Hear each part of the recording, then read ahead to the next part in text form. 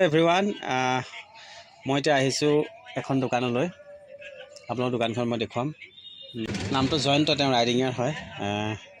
তেওঁ এখন দোকান দি জীৱিকা নিৰ্বাহ কৰি আছে আৰু তেওঁ শাৰীৰিকভাৱে সক্ষম। মই অক্ষম বুলি নকওঁ, শাৰীৰিকভাৱে সক্ষম। তেওঁ জন্মগতভাৱে তেওঁ দৃষ্টিশক্তি নাই, দৃষ্টিহীন হয় তেওঁ। গতিকে তেওঁ এখন দোকান দি কেনেকৈ জীৱিকা নিৰ্বাহ কৰিছে আপোনালোকে চাওক আৰু আপোনালোকে সহায় কৰিব কিন্তু তেওঁক। আমাৰ ৰাইডিঙেৰে হয়, নাম জয়ন্ত। জয়ন্ত আছিল হয়নে নামটো? কিমান দিন হ'ল দোকানখন দিয়া 3 বছৰমান হ'ল। তেতিয়া মই তোমাক যদি কওঁ যে মোক এতিয়া চাৰ্ফ এটা লাগে, তুমি পটককৈ উলিয়াই দিব পাৰিবা ক'ত আছে? জানো দে, এইটো তোমাৰ বেলেগ শক্তি ভগৱানে দিছে হয়নে? বস্তুখিনি মানে কি মই নিজে থওঁ যে, গম পোৱা যায় আৰু তুমি এনেকৈ দোকান দি থাকিবা, আমি তোমাক উৎসাহ জনাম। আৰু মই ৰাইজলৈ আহ্বান জনাইছোঁ যে আপোনালোকেও সেই জয়ন্তক যিমান পাৰে উৎসাহ যোগাওক। তেওঁ কিবা এটা কৰি খাই আছে, যিটো পইচা অৰ্জন কৰিছে আৰু এটা বিশেষ শক্তি ভগৱানে দিছে তেওঁক, আৰু সেই শক্তি বলত তেওঁ নিজে দৃষ্টিহীন হৈও এখন দোকান চলাই আছে। জয়ন্ত, তুমি মোক হেৰি দিয়াচোন, এই কুৰকুৰি দুটা দিয়া।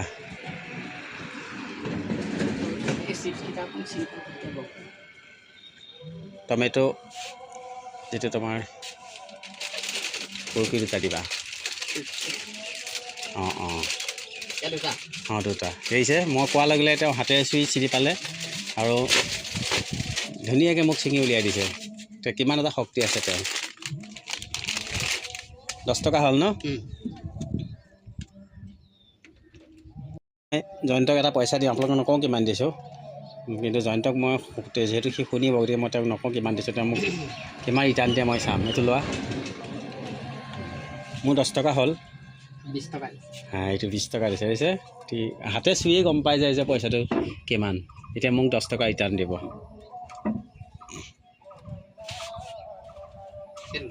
সেয়া দেখিলে কি ধুনীয়াকৈ চুই গম পাই যায় কেইটকা। মই 10 টকা 20 টকা দিলোঁ, তেওঁ মোক 10 টকা ৰিটাৰ্ণ দিলে।